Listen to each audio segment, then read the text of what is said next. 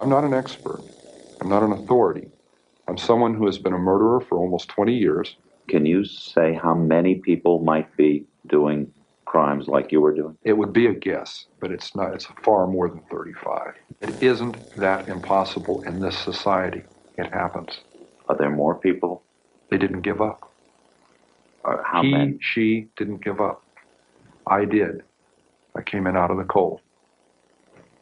And what I'm saying is there are some people who prefer it in the cold.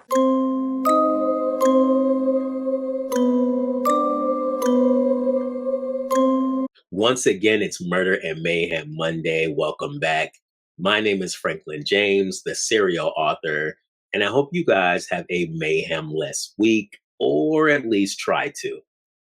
Now, today we'll be taking a chilling journey into the mind of Edmund Kemper, also known as the co-ed killer. And this isn't just a story about his gruesome murders. It's an exploration of what makes serial killers tick. So I'll be examining the psychological factors that drove Edmund Kemper to commit such heinous crimes, as well as look at what led him down the path he chose. Ed Kemper was a highly intelligent yet deeply disturbed man, and still, he was the one who turned himself in. So let's dive into the chilling case of the co-ed killer, a man who left murder and mayhem in his wake. Ed Kemper was born in 1948 in Burbank, California, and from the start, his childhood was marred by dysfunction, abuse, and psychological torment. His mother, Clarnell, was emotionally and verbally abusive, belittling him and forcing him to live in a basement isolated from his sisters. I had an upbringing that was some have called dysfunctional. Family left the center room, the living room of the house. My mother and my sisters, or my sisters themselves, would go up to bed upstairs, where I used to go to bed upstairs. I had to go down to the basement. And an 8-year-old child had a tough time differentiating the reason in that. Why am I going to the basement? I'm going to hell, they're going to heaven.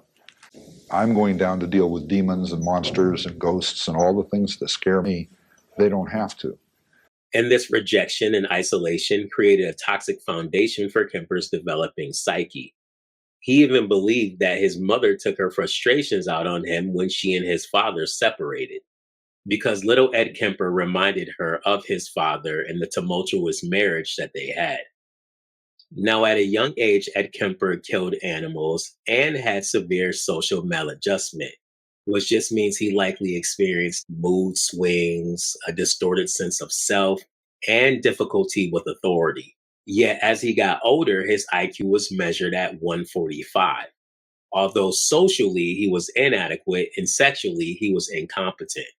And a highly intelligent yet unstable mind can be a dangerous combination. Now, at 15 years old, Ed Kemper committed his first murder, his paternal grandparents. After an argument with his grandmother, he shot her, and then his grandfather when he returned home. And his reasoning? He wanted to see what it felt like. And that kind of statement is a hallmark of psychopathy, an inability to form emotional connections and a lack of empathy. But instead of going to prison for his actions, he was sent to a state hospital, a facility for the criminally insane. It was at this facility where he manipulated psychologists, earning their trust with his charm and intelligence. He even assisted in administering psychological tests to other inmates, giving him a disturbing insight into forensic psychology. Ed Kemper certainly knew what he was doing. He was clever.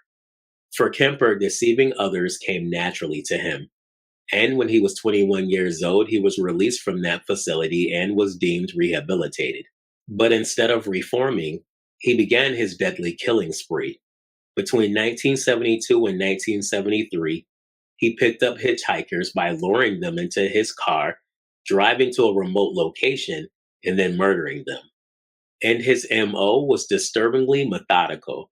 He would first gain their trust, disarming them, appearing as if he were unassuming or unsuspecting, and then he would use his imposing 6'9" frame to overpower them. Yeah. These are the ones Now, would you get in the car with this man? Huh?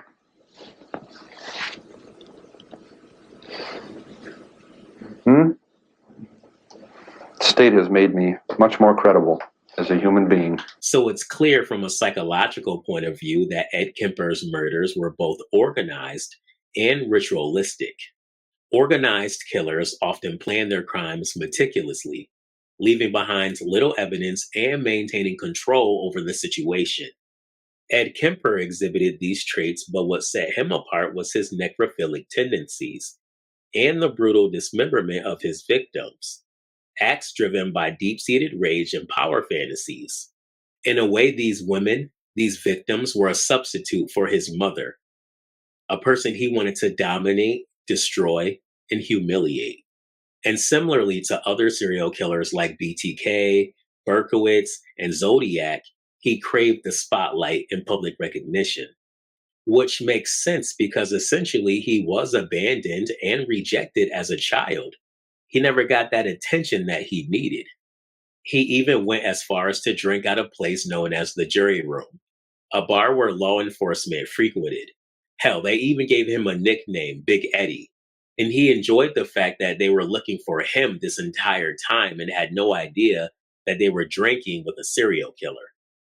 Yet in the end, it all culminated in what Kemper himself saw as the final act, the murder of his mother.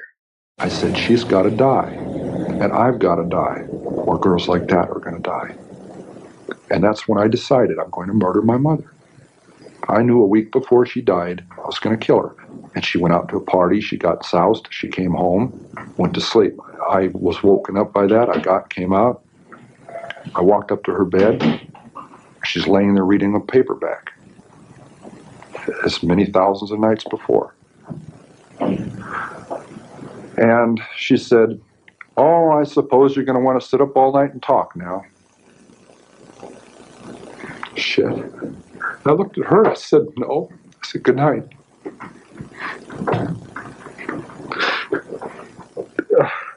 And I knew I was going to kill her. In fact, he bludgeoned his mother with a hammer once she fell asleep and then proceeded to slit her throat.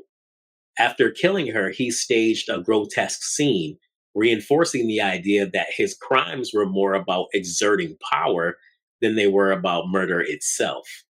The psychological significance of this cannot be overstated. His mother was the root of his deep seated resentment, the figure who belittled and emasculated him. I mean, he decapitated his mother and then placed her head on a counter and began yelling at it for like an hour or so. He even threw darts at her head as well. Ed Kemper was filled with a lot of rage and anger. He even went as far as cutting out her larynx and putting it in the garbage disposal. And that act in itself is extremely symbolic, right? I mean, he said his mother was emotionally and verbally abusive. So he wanted to take out her larynx and destroy it, you know, shut her up for good, so to speak. Now, psychoanalysts often discuss the Oedipus complex in cases like this, where unresolved maternal conflict manifests in violent outbursts. His final act wasn't just about silencing his mother, it was the ultimate assertion of dominance over the woman who tormented him. Unlike many serial killers, Ed Kemper turned himself in. He called the police and confessed, almost as if he were exhausted from the cycle of killing. And during his interviews, he displayed an eerie self awareness. He understood what he had done, but lacked true remorse. Again, hallmarks of a psychopath. Forensic psychologists categorized Kemper as a psychopathic narcissist.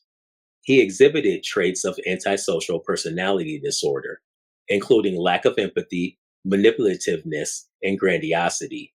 But his intelligence and self reflective nature make him one of the most fascinating cases in criminal psychology. His case highlights the danger of early psychological red flags being ignored, the manipulative nature of intelligent offenders, and the devastating effects of childhood trauma. So here's the question: could Kemper have been stopped sooner? The answer: who knows? He was a genius who lacked remorse and knew exactly what he was doing. He knew how to evade police. But fortunately, he did turn himself in, because I'm afraid if he hadn't, I believe more innocent lives would have been taken. But I want to thank you all for tuning in. And I do ask that you stab that like button and subscribe. Leave a comment and let me know what you think about Edmund Kemper, the co-ed killer. Do you think he was a product of nature or nurture? Share this video out there, hit that bell for notifications, and if possible, avoid mayhem.